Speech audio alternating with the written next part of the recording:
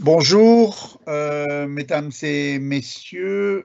Merci beaucoup de nous avoir rejoints pour ce nouveau webinaire sur la vaccination dans les collectivités, puisque nous accueillons aujourd'hui, outre toute une série de maisons de repos qui ont déjà eu l'expérience de la première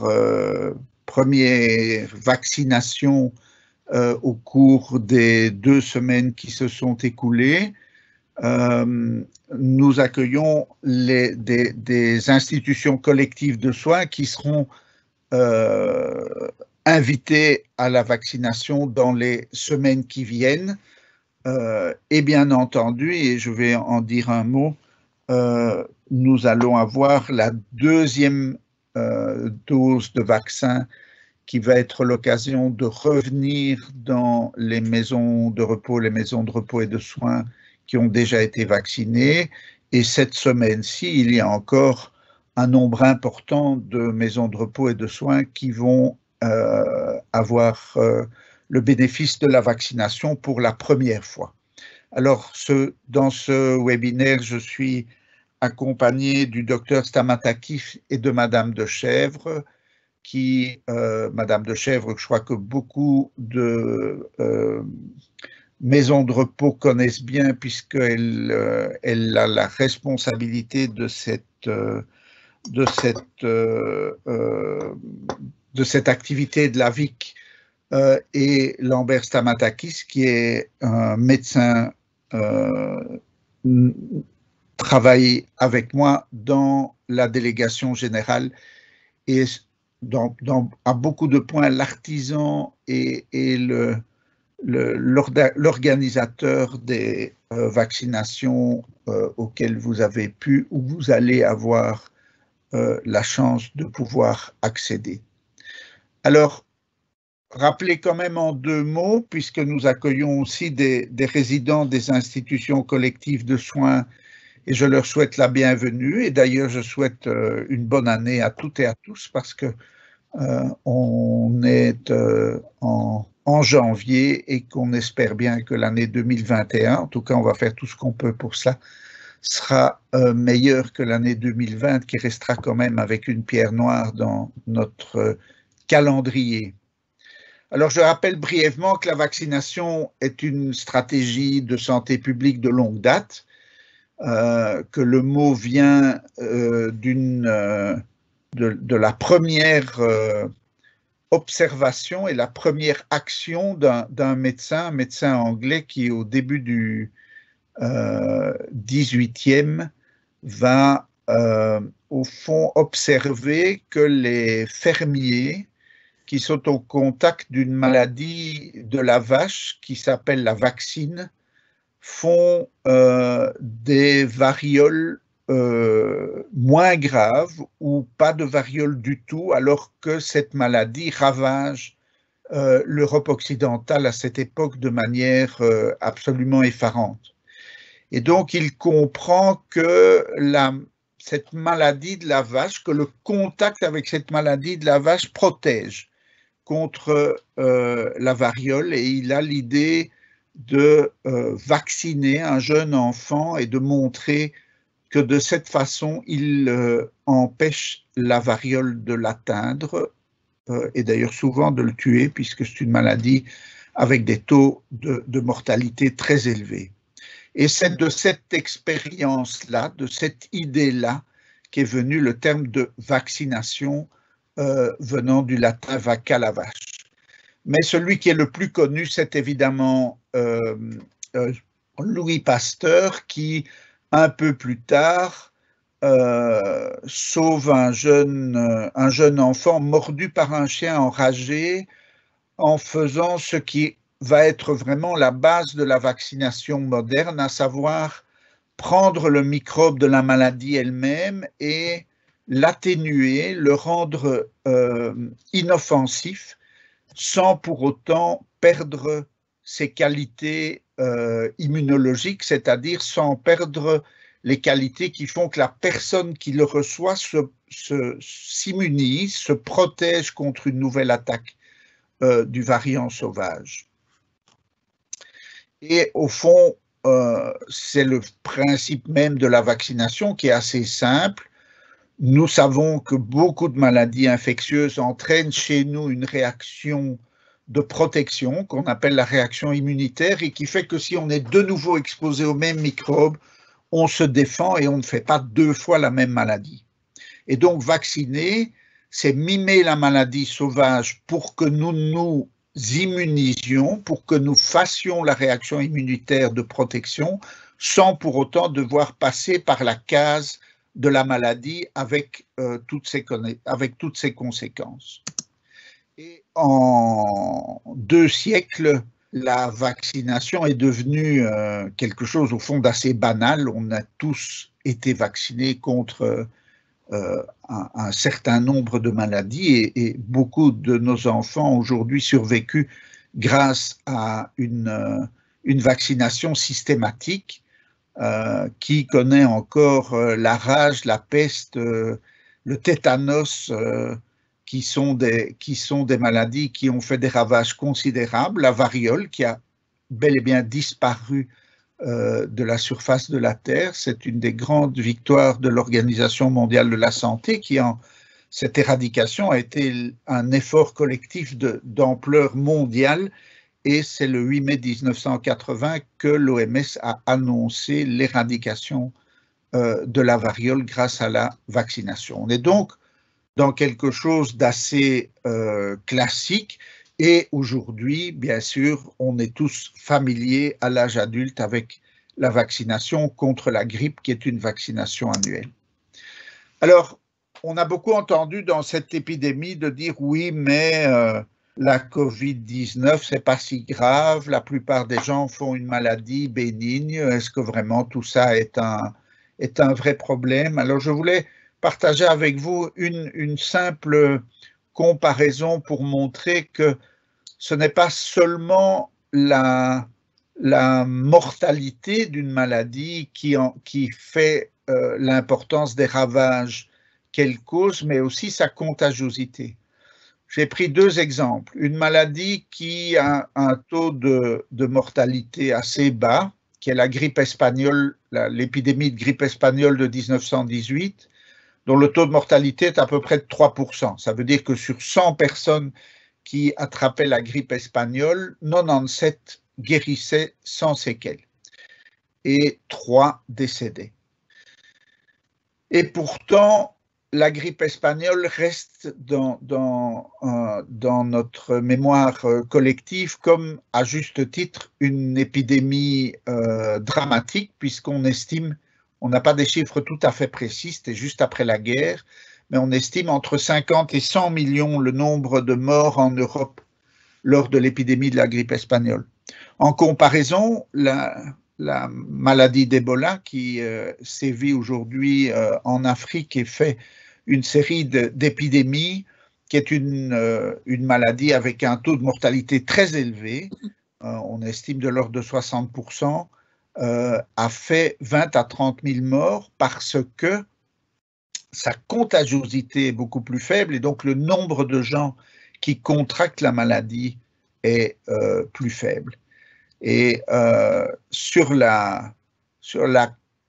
l'épidémie actuelle, si on devait avoir des chiffres correspondant à la grippe espagnole, on aurait plus de 300 000 décès en Belgique. Eh bien, vous imaginez donc que l'on va faire tout ce qu'on peut pour que ça n'arrive pas. Et une des choses essentielles qui arrive et qui est aujourd'hui à notre portée pour éviter ce type de tragédie, c'est la vaccination contre la Covid-19. Vous savez qu'elle a démarré fin décembre chez nous avec un vaccin qui est le vaccin de la firme Pfizer et que depuis la semaine passée, un deuxième vaccin est arrivé et sera utilisé dans certains hôpitaux parce que nous allons essayer de ne pas mélanger les 2 vaccins sur les mêmes sites de vaccination. Et donc, vous savez que les vaccins sont livrés dans des hôpitaux qui ont les facilités d'avoir des frigos à très basse température qui sont exigés pour la conservation du vaccin Pfizer, et que c'est à partir de ces hôpitaux que les vaccins sont livrés dans vos institutions pour être mis à vos dispositions.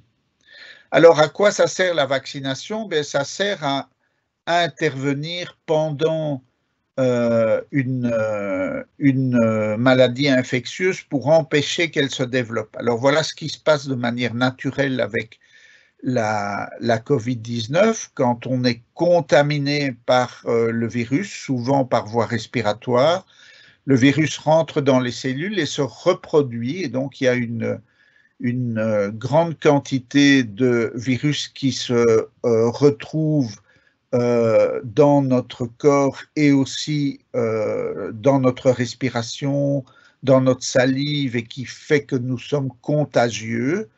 Et la plupart des gens vont faire des symptômes modérés à légers, et pendant qu'ils développent ces symptômes, ils vont construire leur réponse immunitaire qui va permettre de bloquer la multiplication du virus et de guérir.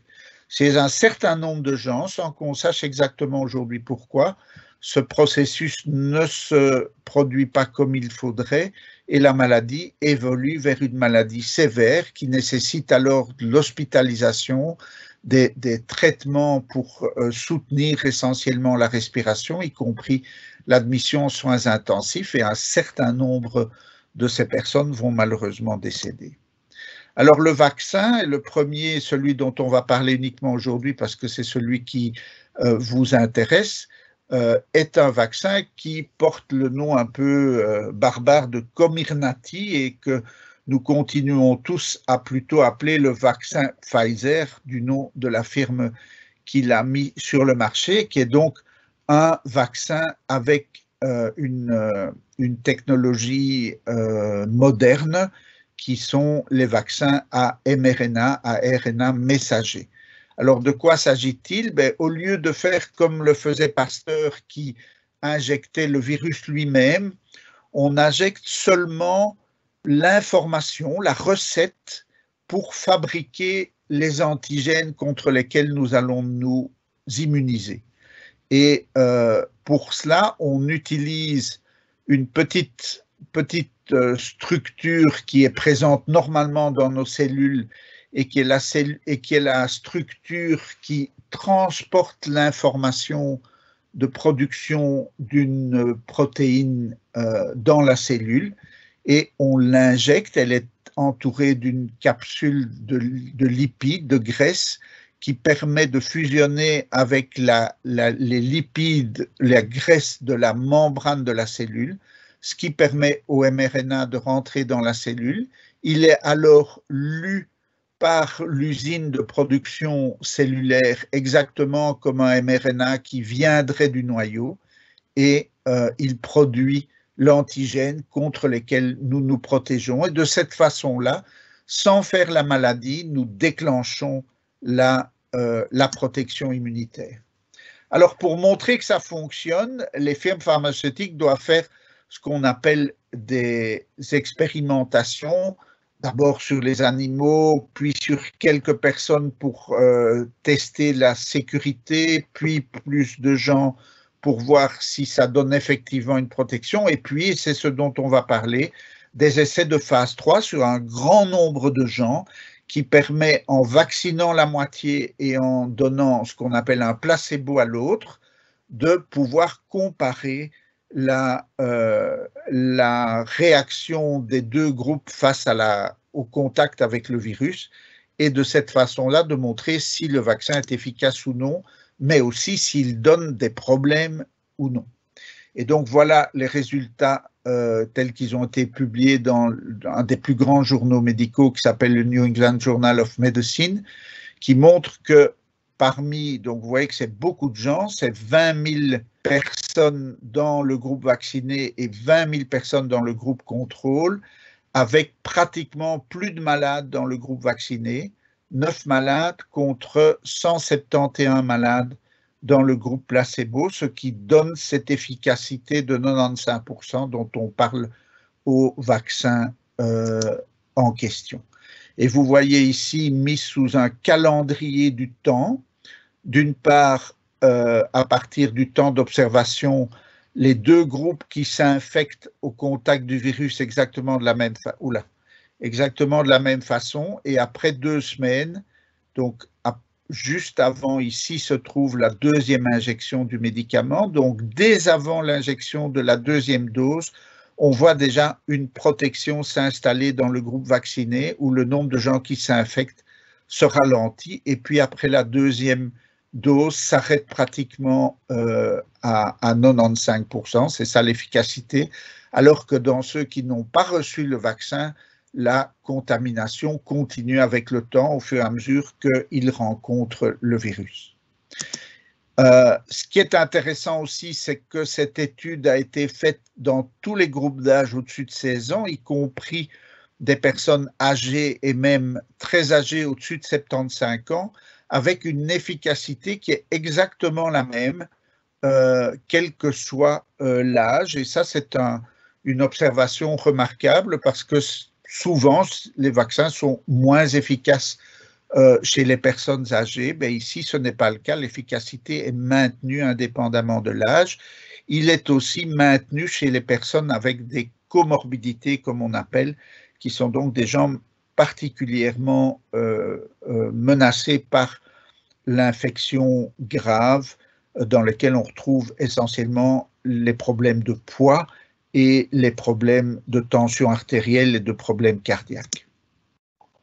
Voilà, alors ça c'est l'analyse des sous-groupes, vous voyez, au-dessus de 65 ans, au-dessus de 75 ans, avec exactement la même protection comparée au cas contrôle, où chaque fois il y a des personnes qui s'infectent, évidemment, à tous les âges. Voilà, ça c'est les comorbidités, je ne vais pas aller en détail. Alors l'autre chose que ces études nous apprennent, et certainement celles-ci qui ont été faites de manière exceptionnelle sur un grand nombre de volontaires, c'est la sécurité du vaccin, c'est de voir qu'est-ce qu'il y a comme effets secondaires. Alors les effets secondaires sont des effets très classiques des vaccins et qui sont bien connus pour le vaccin de la grippe, c'est que ça fait mal à l'endroit où on a eu la piqûre, on a un peu de rougeur, une réaction inflammatoire locale, et puis quelques symptômes généraux de la fièvre, des maux de tête, un peu des douleurs dans les muscles pendant 24 à 48 heures, parfois un peu de problèmes digestifs, et on a montré que ces effets secondaires sont présents à la première et un peu plus forts à la deuxième dose, qu'elles sont moins fortes chez les patients, chez les personnes plus âgées, et que, sauf exception, ce sont des effets secondaires qui sont classés par les gens comme étant légers et modérés et qui n'ont pas nécessité grand-chose de plus que éventuellement un dafalgan, un médicament pour faire baisser la fièvre et un peu soulager les gènes musculaires. Le médicament n'a pas été testé chez les enfants et donc on ne vaccinera pas les enfants actuellement puisqu'on n'a aucune donnée chez eux, mais on sait qu'il y a des études en cours parce que même si les enfants font peu de Covid grave, on n'est pas tout à fait tranquille que ce n'est pas malgré tout quelque chose qui pourrait leur laisser des séquelles à terme.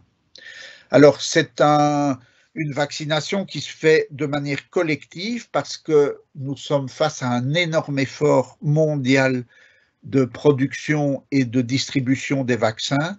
Et donc, ce sont des flacons multidoses, contrairement aux vaccins habituels de la grippe où chacun peut aller acheter sa seringue à la pharmacie pour se faire vacciner au niveau individuel. Ici, tous les vaccins que nous allons recevoir dans cette année-ci, sauf information contraire, seront des vaccins en flacons multidoses qui nécessitent d'organiser une vaccination collective dans les institutions. Et voilà comment se présentent, ce sont des microparticules de graisse, de lipides, avec à l'intérieur les mRNA qui portent le code de l'antigène que nous allons produire pour nous immuniser contre la maladie et éviter qu'elle nous attaque. Alors, on ne vaccine pas quelqu'un qui est en train de faire une maladie aiguë, qui a de la température, qui ferait la grippe, par exemple, ou une infection rénale, que sais-je. On reporte la vaccination. Par contre, le nez qui coule, 37,5 de température n'est pas une contre-indication à la vaccination. C'est comme la vaccination de la grippe, le même genre de logique. Et justement, par rapport à cela, on n'a pas testé le vaccin en combinaison avec d'autres, et donc on recommande de faire comme on fait d'habitude pour les vaccinations qui ne sont pas prévues pour être faites ensemble, c'est de les espacer au minimum de 2 semaines.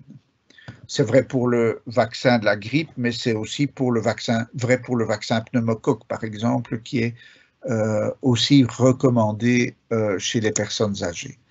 Alors, les vaccins que nous avons sont des vaccins très efficaces, particulièrement efficaces, proches des vaccins les plus efficaces qui sont la rougeole et la polio, et bien plus efficaces que la grippe saisonnière. Et ça, c'est vrai pour l'ensemble des vaccins qui sont aujourd'hui en développement et pour lesquels on a des données, ce qui a été une surprise. On ne s'attendait pas à un taux d'efficacité aussi élevé. C'est évidemment une bonne nouvelle. Alors, on parle évidemment beaucoup des mutants aujourd'hui. On ne parle même presque plus que de ça.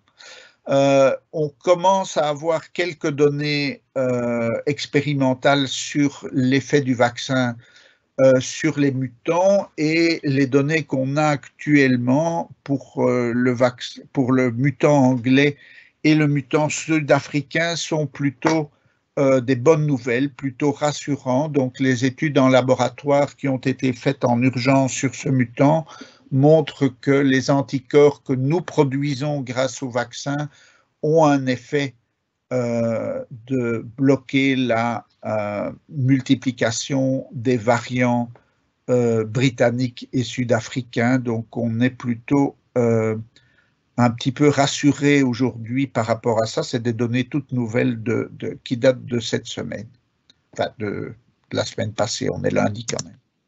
Alors, ce qu'il faut se rendre compte aussi, c'est que ceci cesse d'être un domaine où la seule expérience qu'on a sont les essais cliniques dont je vous ai parlé. Il y a maintenant plus de 30 millions de personnes dans le monde qui ont déjà reçu le vaccin Pfizer, et il y a un système de collecte des informations mondiales grâce à la digitalisation et à Internet qui permet presque instantanément d'avoir l'ensemble des données de sécurité du monde entier, et donc il y a là d'énormes progrès qui ont été faits dans la surveillance de ce qu'on appelle la safety, qui est une activité très importante pour tout nouveau médicament ou tout nouveau vaccin qui est mis sur le marché dans le monde.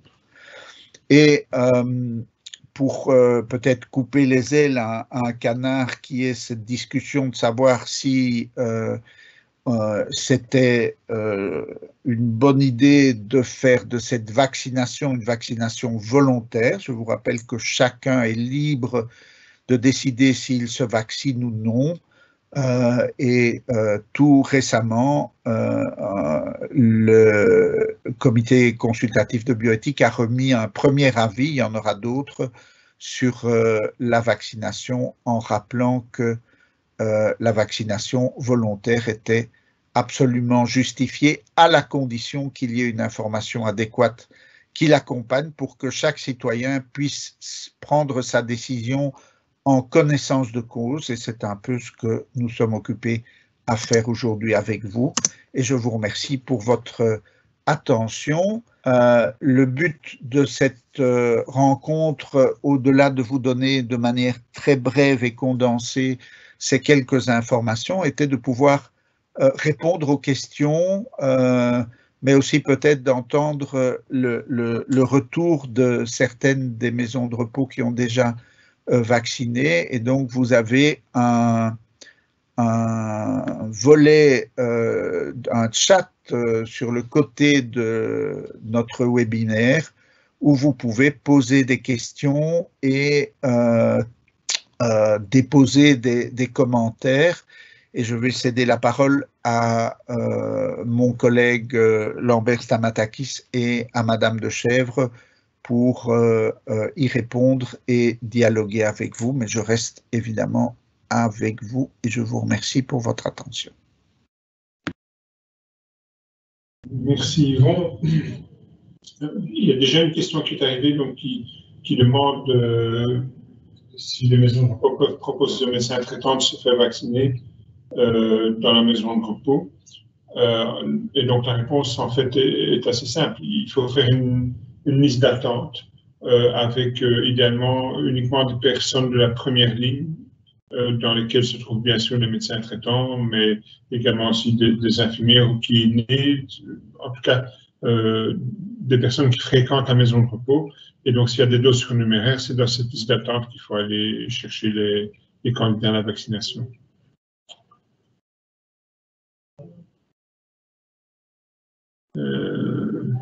Mais donc, une autre question, donc, puisqu'un vial contient 6 doses au lieu de 5, qu'est-ce qu'on doit faire de nos doses supplémentaires? Mais je viens de répondre. L'information que je dois donner également, c'est que Pfizer, à partir de ce jour, tarifie 6 doses par flacon. Donc, la quantité de doses surnuméraires va probablement fondre comme neige au soleil dans les prochains jours. Catherine, tu as déjà répondu à une autre question, je vois. Oui, effectivement, j'ai répondu à une question de la Verte Fontaine. Donc, il faut vraiment attendre le moment où vous serez invité par la cellule vaccination à rentrer vos commandes pour que ça puisse suivre le rythme qui est imposé par la planification. Et donc, lorsque vous allez être informé de votre deuxième date de vaccination, vous allez recevoir en pièce annexe notamment un fichier qui vous permet de commander non seulement la deuxième dose pour les personnes qui ont déjà reçu la première, mais aussi de commander le nombre de doses de personnes qui n'ont pas pu se faire vacciner le premier jour, soit parce qu'elles étaient hésitantes, soit parce qu'elles ne pouvaient pas être vaccinées, soit parce qu'elles ont changé d'avis. Et donc, vous aurez la possibilité de rentrer aussi dans ce même fichier Excel le nombre de doses que vous demandez et qui deviennent alors la première dose de ce deuxième groupe qui recevra lors du troisième passage dans votre établissement sa deuxième dose, ce troisième passage étant le dernier. Donc, il y a 3 passages en maison de repos, contrairement aux résidences-services et aux centres d'accueil de jour. Donc, je me permets d'attirer aussi l'attention sur ce point. Aux résidences-services, il y aura 2 passages. En centre d'accueil de jour, il y aura 2 passages. Et si les résidents n'ont pas eu l'occasion et les membres de personnel n'ont pas eu l'occasion de se faire vacciner au premier passage et au second, ils seront évidemment invités à pouvoir se présenter dans un centre de vaccination et à recevoir le moment venu les doses de vaccination. Ouais. Donc, un autre message donc, qui nous demande si on peut faire une 7e dose en mélangeant plusieurs flacons. La réponse est non. En fait, c'est strictement déconseillé par Pfizer. La personne vaccinée avec cette 7e dose risque de ne pas avoir une dose suffisante de vaccin. Et donc, non, la réponse est non. Très clairement, non.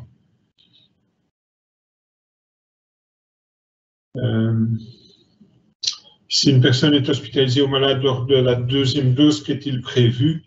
C'est de la vacciner au 3e passage, et s'il n'y a pas de 3e passage pour une raison X ou Y, là j'imagine qu'on prévoira une procédure de secours pour un nombre limité de personnes.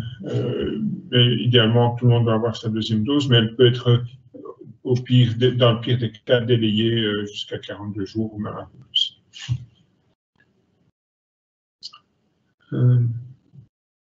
Je n'ai pas d'autres questions pour le moment.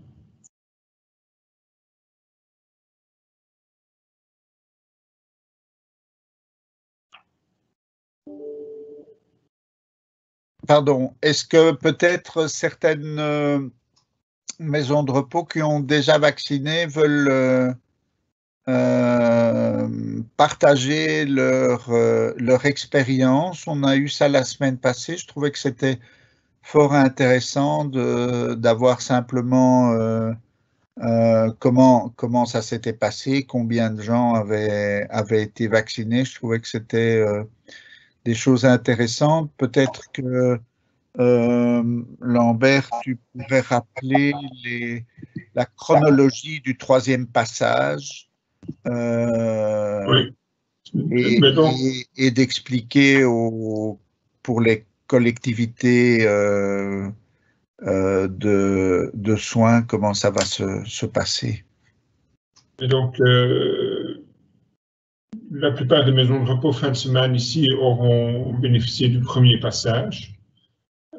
Commence la semaine suivante, donc la semaine du 25, si je ne me trompe pas, le deuxième passage qui consiste en un rappel du jour 21 de ce premier passage et aussi la prise en charge de ceux qui n'auraient pas pu bénéficier de la vaccination lors du jour 1, ces personnes étant soit des personnes qui n'étaient pas là pour des raisons de maladie, de congé ou autres, soit des personnes qui étaient là mais qui étaient malades et qui ne pouvaient pas être vaccinées, soit alors des personnes qui ont entre-temps changé d'avis, et on espère qu'elles seront nombreuses, donc des gens qui ont refusé le vaccin après, au jour 1 et qui, constatant que finalement ça se passait plutôt bien, changent d'avis et acceptent de se faire vacciner.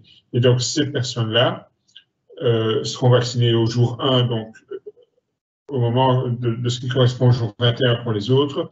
Donc, il y aura un 3e passage pour ces personnes-là 21 jours plus tard. Voilà.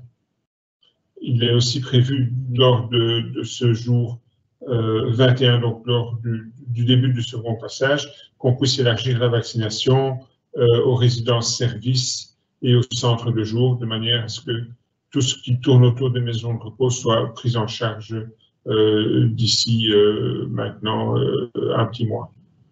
Voilà. Je pense que ça résume ce que j'ai en tête en tout cas. Alors, je peux peut-être prendre la question suivante. Donc, le CPS a 2 maisons de repos et le personnel administratif du CPS qui se rend de temps à autre dans les maisons peut-il bénéficier des doses supplémentaires?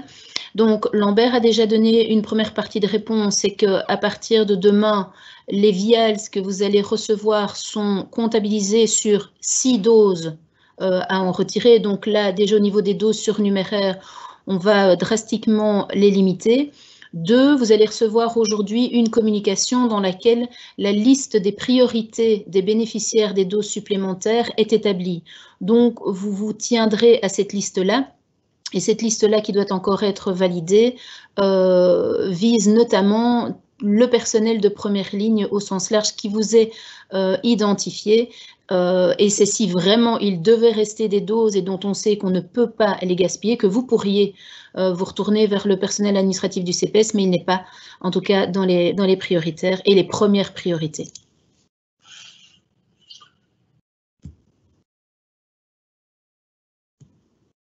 Alors, comment gérer les résidents qui arriveraient dans l'institution après la période de vaccination? Mais là, pour le moment, nous n'avons pas vraiment de réponse. Donc, les vaccins actuels nécessitent une chaîne du froid, et donc c'est assez compliqué de faire de la vaccination individualisée. Mais dans le pipeline, il y a toute une série d'autres vaccins qui arrivent, qui à un moment ou l'autre seront disponibles en pharmacie, et cela résoudra le problème, évidemment. Voilà, dans l'attente. Certains vaccins seront plus faciles à utiliser, notamment je pense que le vaccin d'AstraZeneca sera plus simple à gérer, ne nécessitera pas du moins 80, du moins 20, comme les vaccins disponibles actuellement.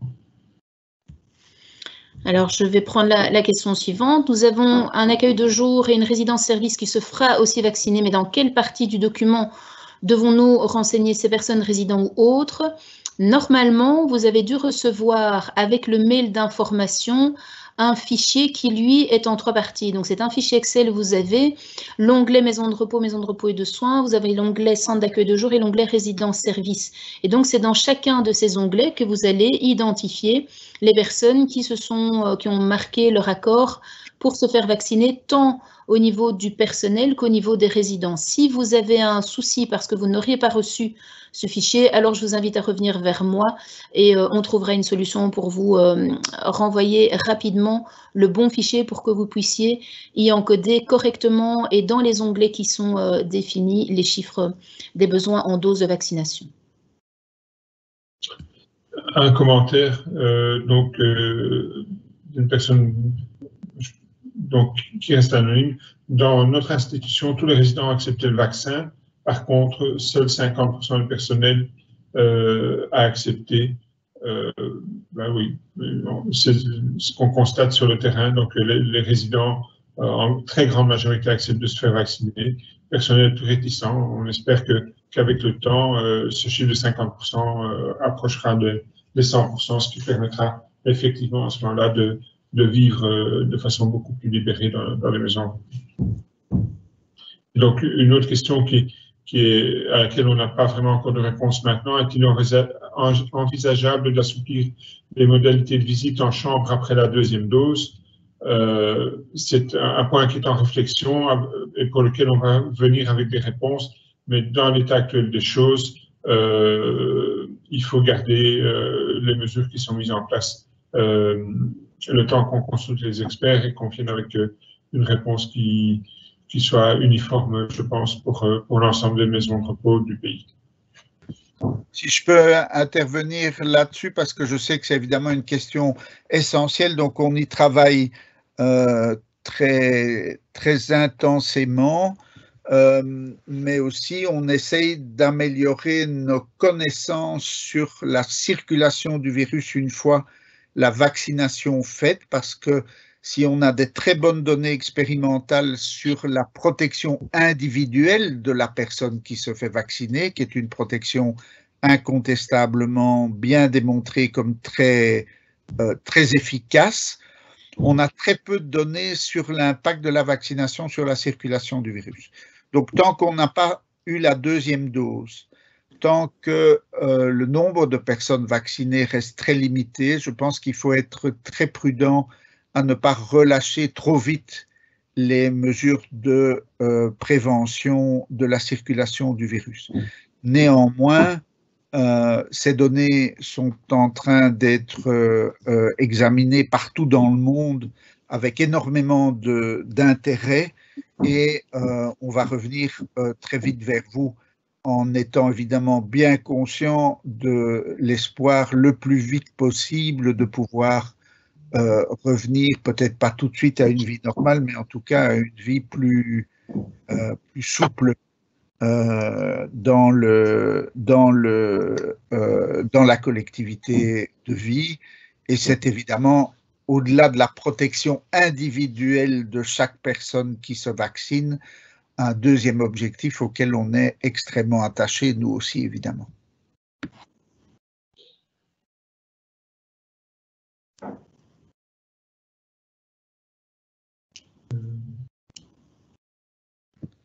Un retour sur les effets secondaires. Donc, c'est Alexandra qui nous dit, voilà, 52 résidents sur 67, 50 membres du personnel assimilés ou des intervenants extérieurs, tout s'est bien passé. Un seul agent a fait de la température et a eu des courbatures le lendemain, mais a pu assurer son service. Voilà, c'est un agent qui avait déjà contracté le Covid, donc elle se demande s'il y a un lien ou pas. Alors, si je peux faire une petite remarque, on est un tout petit peu surpris par le faible nombre d'effets secondaires décrits. Ceci est un bon exemple. On ne s'attend pas du tout, a priori, à ce qu'il y ait une seule personne sur plus de 100, si j'ai bien compris, qui rapporte un effet secondaire. Alors, on sait que dans les expérimentations, la tendance est de rapporter plus d'effets secondaires que dans la vraie vie, parce qu'évidemment, tout le monde s'observe jusque dans les moindres détails, puisque voilà, c'est la première expérience à ce moment-là à grande échelle, et donc tout le monde est très sensibilisé à s'observer sous toutes les coutures. Mais on en a discuté à la Task Force fédérale aussi. Plusieurs maisons de repos ont rapporté qu'il y avait beaucoup moins de ces effets secondaires, bon, qui ne sont pas graves, mais qui sont une réalité, il y en a beaucoup moins que ce qu'on s'attendait à partir des données de la littérature, ce qui est plutôt tant mieux. Hein. Il faut être clair que l'effet secondaire, c'est pas parce qu'on ne fait pas d'effet secondaire qu'on n'est pas convenablement immunisé. Donc il y a parfois une idée qui traîne, parce que c'est pas tout à fait faux. L'effet secondaire, il reflète la production de la réponse immunitaire, mais quand on ne fait pas d'effet secondaire, on est quand même aussi protégé que les autres. Lambert, je vais peut-être prendre une question, mais tu compléteras mon information. En tout cas, la réponse que je vais formuler, c'est celle de Madame Livreau. Donc, les médecins sont peu ou pas informés, 7e dose, des infections du bras. Comment les informer? Je pense que, bon, pour la 7e dose, c'est clair que vous allez avoir une communication de notre part aujourd'hui et comme d'habitude, vous jouez les relais notamment vers vos médecins coordinateurs. Mais sachez que dans toutes nos communications, la Frameco est mise en copie et aussi au niveau de la médecine générale, il y a déjà eu, je pense, des informations qui leur ont été directement adressées. Maintenant, il est clair que tout le monde a beaucoup d'informations, qu'il faut gérer cette masse d'informations et peut-être que certaines passent à la trappe. Au niveau de la désinfection du bras, là, je pense que les SOP sont suffisamment précises pour dire qu'il n'y a pas de désinfection du bras. Par contre, pour ce qui est de l'aspiration avant injection, là, c'est là où tu vas prendre le relais parce que ce n'est pas mon domaine.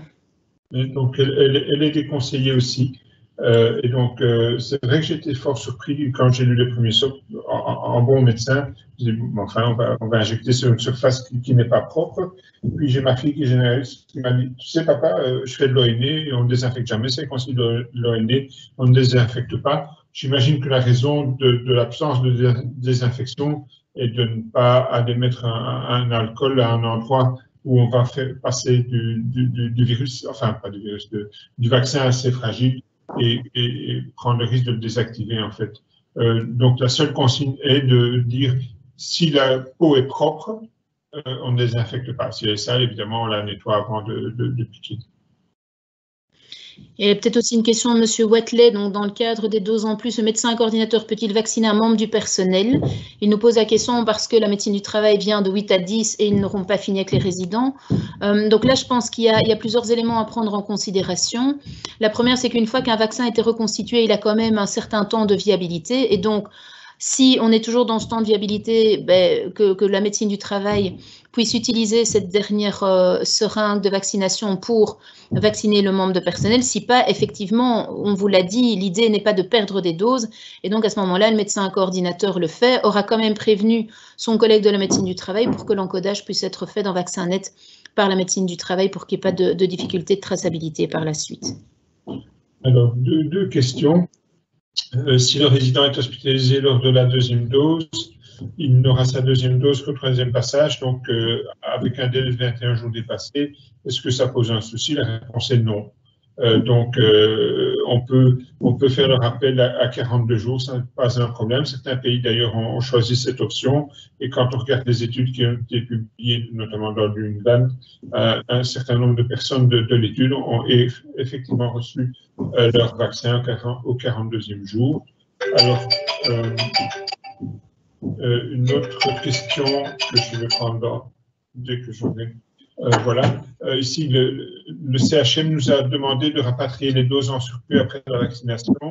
Le CHM, je suppose que c'est un des hubs hospitaliers. Est-ce OK avec vous? Ben non. Non. Une fois que les médicaments ont quitté le hub, ils ne sont plus censés voyager parce qu'on ne peut pas garantir les conditions de voyage. Et donc, a priori, ils restent dans la maison de repos et on s'organise dans la maison de repos pour les utiliser avant qu'ils ne soient périmés. Et donc là, on a 5 jours entre le moment où le médicament a été dégelé et le moment où il est périmé. Donc, dans ces 5 jours, on essaie de trouver du personnel à la première ligne qui pourrait être vacciné. Attention, Stam, tu as raison. C'est donc bien à partir du moment où il y a une décongélation, et cette décongélation est faite dans l'hôpital, dans la pharmacie hospitalière avant d'être livrée. Donc la décongélation est en principe et en général faite la veille. Et donc Tant que le vaccin est dans le frigo de la maison de repos, il tient 5 jours. Par contre, à partir du moment où il est amené à température ambiante et préparé, à ce moment-là, il faut vacciner dans les 6 heures. Et donc, il faut vacciner le même jour toutes les doses de vaccins qui ont été préparées. Mais donc, je ne dis pas autre chose, je complète ce que le docteur Stamatakis a dit pour être sûr que on ne peut pas garder du vaccin préparé pendant 5 jours. C'est le vaccin dans le frigo qui peut rester maximum utilisable pendant 5 jours à partir de la date de décongélation dans la pharmacie hospitalière. Donc, le plus raisonnable, c'est de vacciner le jour même tout ce qu'on peut. Éventuellement, s'il y a un flacon qui n'a pas été sorti du frigo, on peut encore vacciner le lendemain.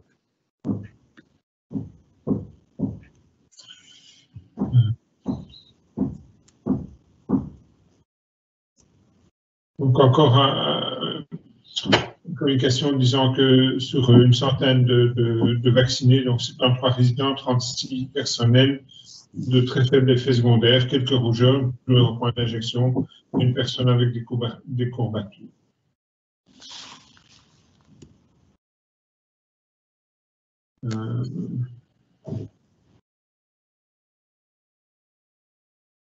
Donc, une question. Donc, bonjour. Si lors de l'injection de la deuxième dose, un ou plusieurs résidents sont hospitalisés ou décédés, que faire des doses résiduelles? Si on les utilise pour une première dose, on aura donc un décalage 3 semaines plus tard. Non, je pense qu'on peut les utiliser pour une première dose et on finira la vaccination au jour 21, donc le troisième passage qui est prévu. Par donc, contre, le raisonnement ne tient pas après. En fait, si quelqu'un est prévu comme n'étant pas là, il ne faut simplement pas commander la deuxième dose. Mais si elle a été commandée et que pour une raison ou une autre, elle ne peut pas être administrée, ça peut être aussi simplement parce qu'un résident ou un membre du personnel a une grippe à ce moment-là, même si l'épidémie de grippe, pour le moment, nous a épargné, peut-être grâce aux mesures barrières pour prendre contre le Covid. Alors on trouve un autre candidat à vacciner et cet autre candidat devra donc être revacciné 21 jours plus tard lors du troisième passage. Mais donc, il ne faut pas obligatoirement commander le même nombre de doses pour le deuxième passage que le premier.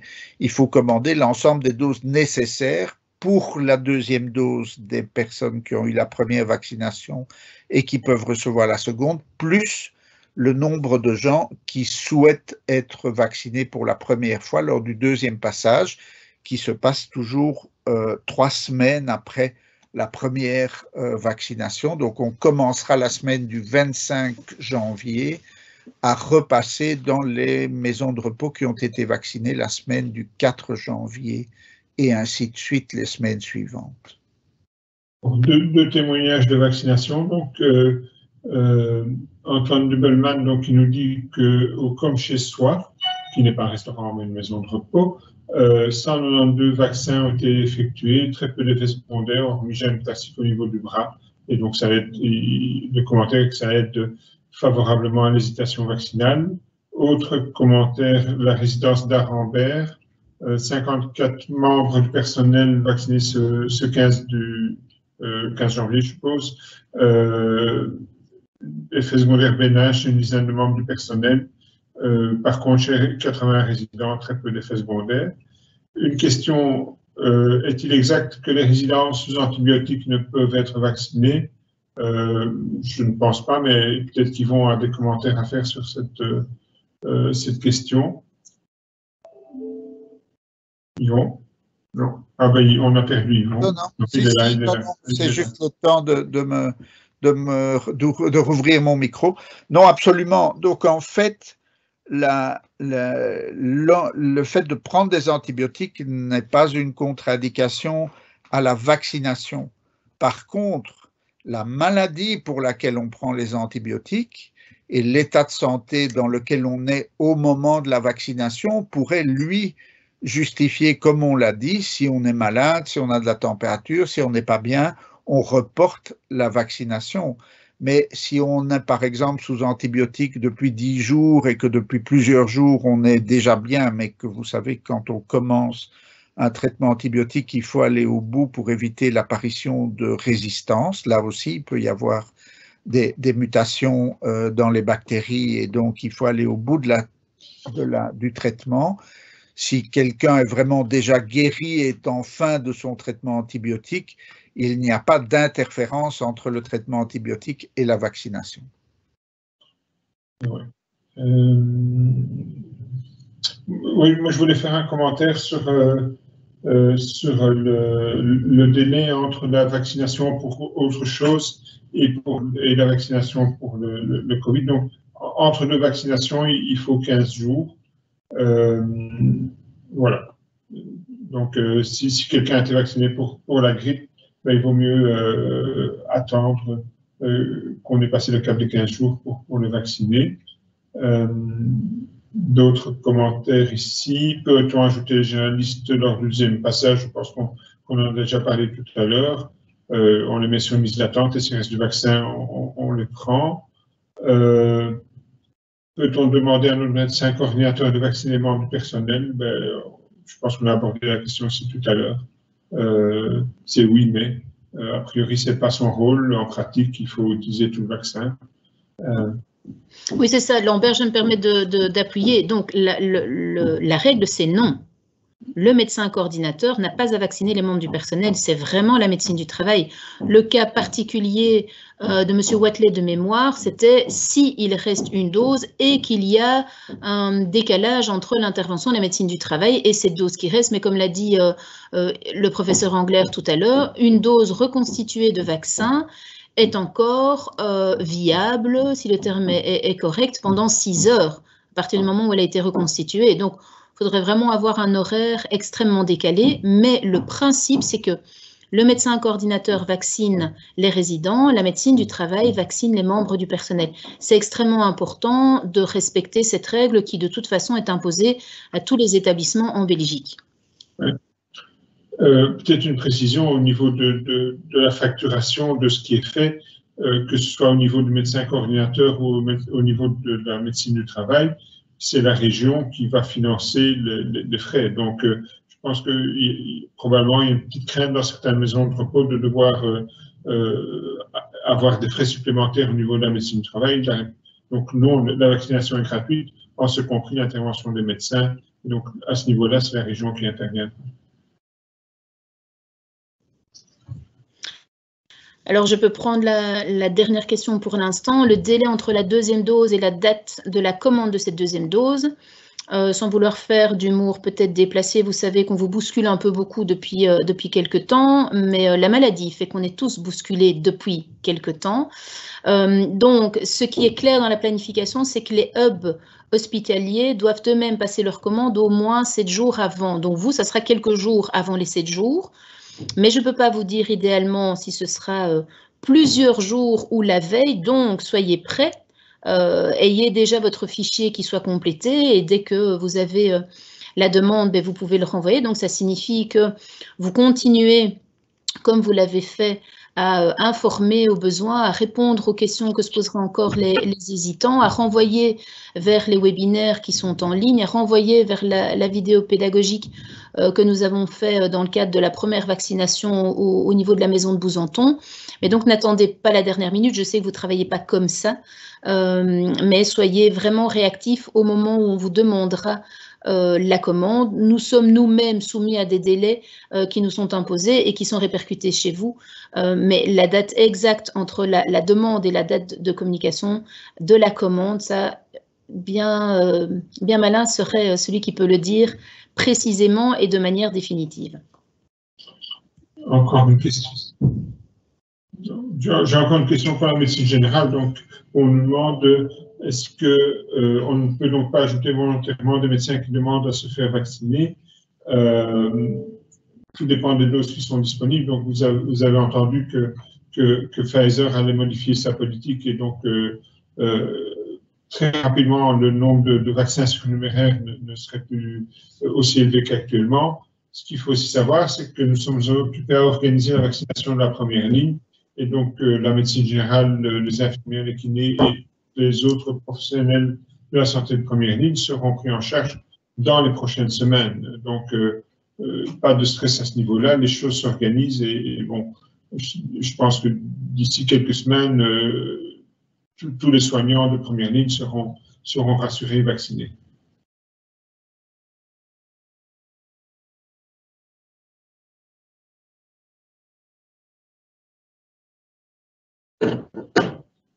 Et donc, un petit rappel aussi, les commandes de vaccins doivent passer par la VIC de manière à ce qu'on puisse nous planifier parfaitement les choses. L'organisation est assez compliquée, donc c'est quand même important qu'on sache exactement ce qui est demandé par le terrain et qu'on puisse le mettre en phase avec ce qui reste dans les frigos de Hub et chez Pfizer.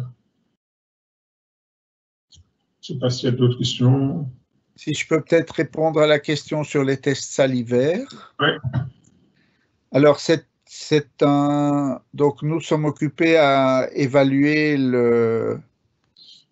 l'effet des tests salivaires. Je pense qu'on peut dire que ces dernières semaines, ces derniers mois, puisque ça fait maintenant un bon 2 mois que les tests salivaires sont institutionnalisés dans les maisons de repos et de soins qui n'ont pas de testing PCR standard parce qu'ils ne sont pas en cluster, et tant mieux, a donné des résultats intéressants. Maintenant, évidemment, la vaccination va changer complètement les données, et donc ce qu'on vous demande, c'est de continuer pour le moment les tests salivaires, que l'on puisse voir comment la situation se modifie sous l'influence de la vaccination, et on va revenir très vite chez vous avec une réorganisation de cette surveillance à partir du moment où la deuxième dose aura été appliquée à tout le monde. Et donc on y travaille, n'abandonnons pas les tests salivaires trop tôt. C'est une façon intéressante de préparer l'évolution du mode de fonctionnement des institutions collectives, quelles qu'elles soient.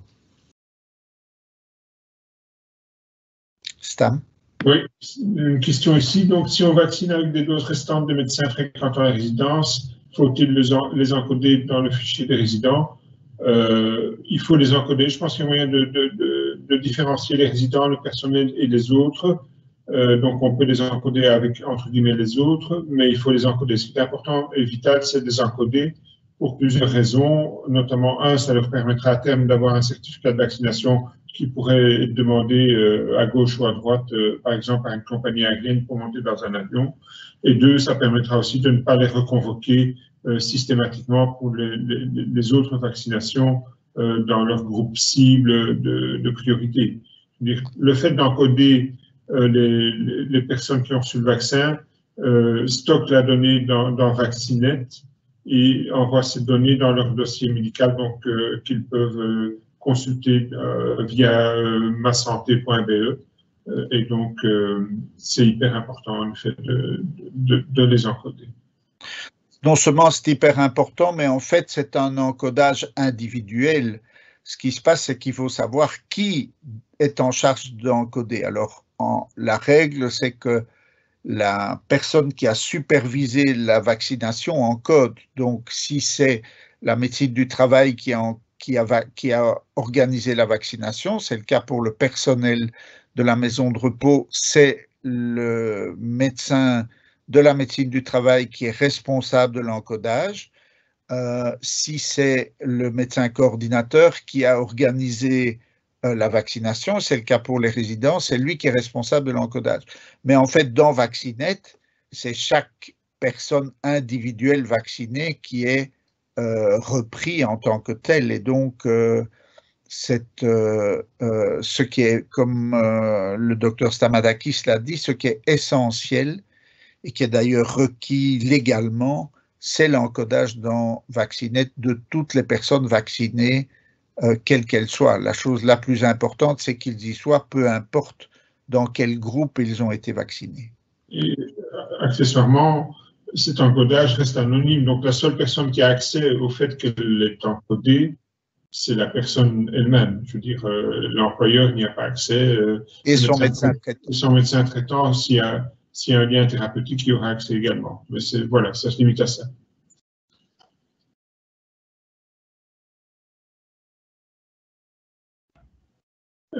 Donc, si nous vaccinons sur une base d'une 6e dose excédentaire d'un médecin traitant, est-ce que nous aurons le nombre de doses pour la 2e dose? La réponse est oui. À la condition de la demander, évidemment. Oui, on ne demandera pas de justifier la commande par rapport à la première. Vous allez dire, voilà, on a autant de 2e doses à donner, il nous faut autant de doses pour les 2e doses. On a autant de nouvelles demandes, donc il nous faut autant de premières doses, parce que nous, ça nous permet de prévoir la 2e dose future, et vous recevrez une livraison avec l'ensemble des doses demandées. Et je vais peut-être prendre la question, après la 2e vaccination, comment peut-on faire vacciner une nouvelle entrée, enfin une nouvelle admission? Attention à ce que la vaccination n'est pas un prérequis à l'entrée en maison de repos. J'ai un peu peur quand je lis ce genre de questions, même si je ne fais aucun procès d'intention. La vaccination, elle est toujours volontaire. Donc, les résidents qui sont actuellement en maison de repos ont pu refuser d'être vaccinés, et toute personne qui rentre en maison de repos peut tout à fait être convaincue de refuser la vaccination. Ça, c'est une chose. La deuxième, soit cette personne rentrera en maison de repos alors qu'elle a pu bénéficier et qu'elle a voulu se faire vacciner dans le cadre du calendrier de vaccination des personnes de sa catégorie d'âge ou de ses facteurs à risque. Et si on est encore dans une 3e solution, mais je pense que Lambert l'a abordé tout à l'heure, il y aura des solutions qu'on devra trouver. Vous savez que la difficulté pour l'instant avec le vaccin Pfizer, c'est effectivement qu'un vial va nous procurer 6 doses, une fois reconstitué, viable 6 heures. Donc, il faudra voir le type de solution à trouver. Et il n'y a pas de réponse définitive maintenant, mais je pense que l'objectif est de ne laisser personne au bord de la route, à tout le moins les personnes qui souhaitent se faire vacciner. Mais je veux quand même insister sur le fait que le fait d'être ou pas vacciné n'est absolument pas un prérequis à l'entrée en maison de repos. Donc, c'est très juste, Madame Dechèvre. Je voudrais peut-être compléter, dans le calendrier tel que l'on le prévoit aujourd'hui, les centres pour la vaccination de la population vont s'ouvrir dès les premiers, dès le mois de mars, et puis avril et mai, en tout cas, on sera dans la campagne de vaccination de la population générale. Et dans ce cadre-là, des personnes qui souhaiteraient être vaccinées trouveront leur place. Au-delà de ça, le vaccin va très probablement rentrer dans la pratique normale. Et dans le cadre de cette pratique normale, quand on sortira de cette campagne de vaccination d'urgence pour nous sortir de la pandémie et qu'on rentrera dans la vie normale, bien, il y aura des doses individuelles en pharmacie et chaque personne qui voudra être vaccinée s'adressera à son médecin traitant pour se faire vacciner comme il peut le faire pour le tétanos ou d'autres maladies pour lesquelles un vaccin existe. Donc, il faut se rendre compte que nous sommes dans une période très particulière qui est cette lutte contre la pandémie qui nous frappe depuis plusieurs mois. Mais au-delà de ça, très probablement, la vaccination va rentrer dans les schémas habituels et dans les doses individuelles qui peuvent être prises par tout un chacun. Alors, je vais peut-être garder la main puisque je vois que M. Stamatakis est au téléphone. Monsieur Angler, est-ce que je peux vous demander d'allumer votre caméra, s'il vous plaît? C'est plus agréable de vous voir à l'écran. Pardon, je pensais qu'elle était allumée. Toutes mes excuses. Pas de problème, merci. Alors, Madame de Chèvre, le fichier Excel pour la seconde commande, où peut-on le trouver, demande-t-on? Vous n'allez pas le trouver sur notre site parce qu'il vient avec votre date de deuxième vaccination, mais il va se présenter de la même manière. Donc, vous pouvez déjà le préparer sur la base de l'ancien ou à tout le moins avoir vos chiffres globalisés pour dire de gagner du temps. Mais en tant que tel, ce deuxième fichier, vous ne l'avez pas en accès libre sur notre site AVIC. Alors, la question suivante, je pense qu'on a en partie répondu. L'encodage dans Vaccinet n'est pas par catégorie. Chaque citoyen qui est vacciné est encodé sur la base de son numéro de registre national et avec les informations de sa vaccination à titre individuel. Et donc, il n'y a pas effectivement, et il n'y a pas à avoir d'ailleurs, d'identification d'une catégorie de personnes qui, en plus, sera évidemment évolutive avec le temps. Moi, je voudrais remonter sur une question précédente avec un refus de vacciner un travailleur en contrat de remplacement afin de vacciner une épouse. Alors, outre le fait que je ne commenterai pas ce fait, maintenant, ce que peut faire ce travailleur, c'est certainement d'obtenir sa première dose lors du deuxième passage. Alors, bien évidemment, ce n'est pas la solution ou peut-être la réponse attendue, mais à tout le moins pour la question de la vaccination pour ce travailleur qui est sur le payroll de la maison de repos actuellement, c'est effectivement de bénéficier de la vaccination lors du deuxième passage. Ce sera sa première dose.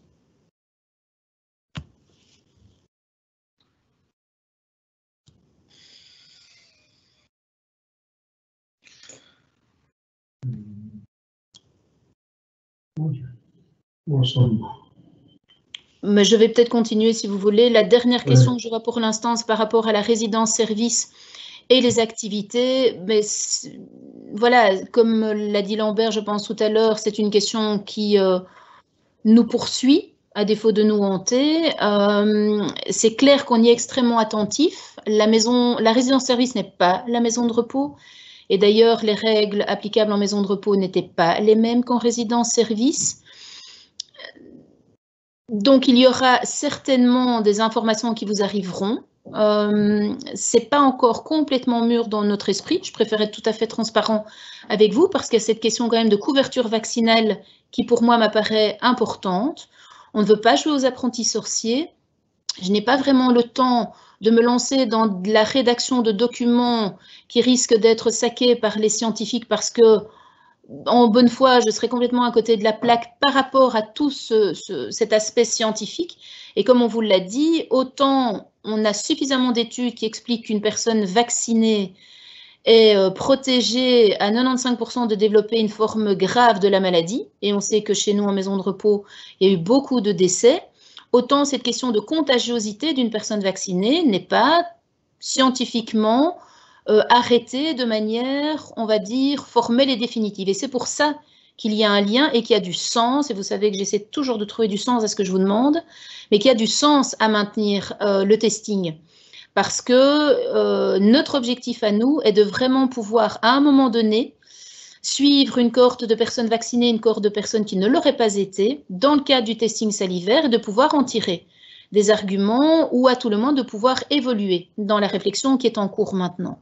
Donc oui, on reviendra vers vous. Le plus tôt sera toujours le mieux, j'en suis bien consciente, mais je pense que personne n'a envie d'avoir des marches arrière parce que un groupe technique ou scientifique relisant nos travaux viendrait dire que nous avons été trop loin.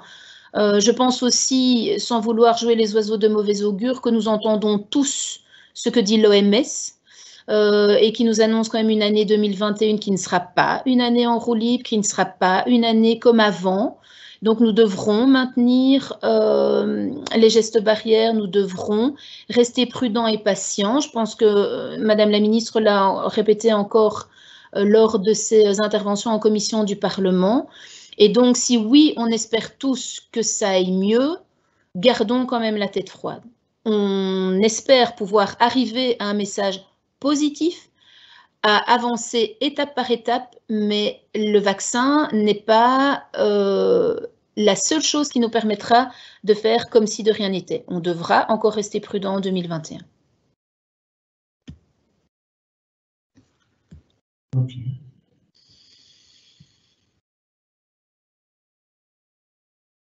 Voilà, je pense qu'on est arrivé à peu près au bout du fil des questions, je crois. Encore une question technique. Non, il y a des nouvelles questions. D'Alexandre Grassi, qui a des soucis avec Vaccinet. Donc, ce que moi je peux lui conseiller, c'est de nous envoyer un petit mail et on résumera ça avec la personne de l'équipe qui gère Vaccinet, qui est Carole Absil, et avec la VIC. Il y a quand même aussi un helpdesk avec Vaccinet. Il y a une ligne téléphonique aussi où vous pouvez avoir en temps réel un interlocuteur parmi les gestionnaires du programme qui le gère mieux que quiconque. Mais sinon, on peut évidemment servir d'intermédiaire et de vous mettre en contact. Mais je voudrais quand même que l'un de vous deux puisse répondre, parce que c'est déjà, je pense, la deuxième fois qu'on a cette question sur la fameuse 7e dose. Et pourquoi est-ce que c'est déconseillé si au final les personnes reçoivent la même quantité qu'une dose normale? Quelle est la différence? Il n'y a pas de différence. La seule réalité, c'est que l'enregistrement du médicament a été adapté pour la 6e dose et pas plus, mais en fait, elle n'est pas différente dans la mesure, évidemment, où il reste vraiment le volume suffisant, parce qu'on sait que la présence d'une 7e dose est assez irrégulière, alors que la 6e est pratiquement standard.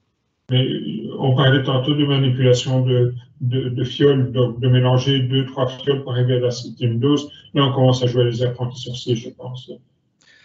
D'autant plus que si ce n'est pas le même lot, c'est vraiment contre-indiqué. Et alors pour la dernière question, parce qu'il y a peut-être aussi quelques difficultés que l'on se pose alors qu'elles ne doivent pas l'être.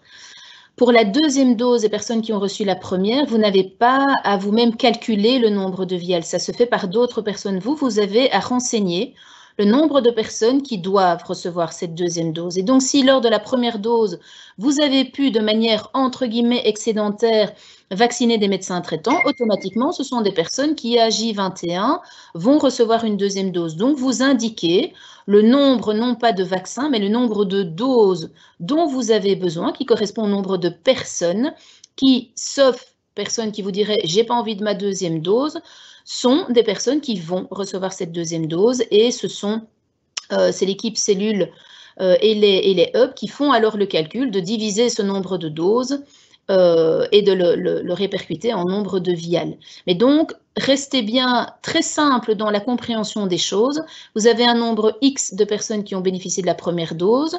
Personne ne vient dire « je ne veux pas de la 2e ». Vous avez donc un nombre Y de personnes qui vont recevoir la 2e dose et éventuellement un nombre nouvellement X de personnes qui vont recevoir la première dose au jour 2 et qui bénéficieront de la 2e au passage 3.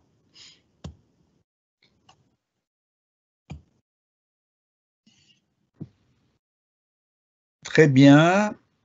Je pense qu'on arrive de toute façon au bout de notre webinaire, qui une fois de plus montre bien l'intérêt de ces rencontres et de ces échanges. Je voulais vous remercier chaleureusement d'abord pour tout ce que vous faites, parce que je pense que on touche là à un moment historique dans cette crise et particulièrement pour les collectivités de vie et de soins, quelles qu'elles soient. Et pour tout le monde, le dialogue avec nous est prévu de manière répétitive, de façon à ce qu'on reste en contact et qu'on puisse d'une part s'adapter aux réalités du terrain et d'autre part répondre au maximum à vos questions. Il y a aussi les adresses e-mail que vous avez reçues au niveau des directions hospitalières qui vous permettent de faire remonter à n'importe quel moment des questions ou des difficultés imprévues. Voilà, on vous souhaite une très bonne journée. Merci d'avoir été avec nous et on continue à avancer. Je pense que on est vraiment là sur la bonne voie. Bonne journée, à bientôt. Merci.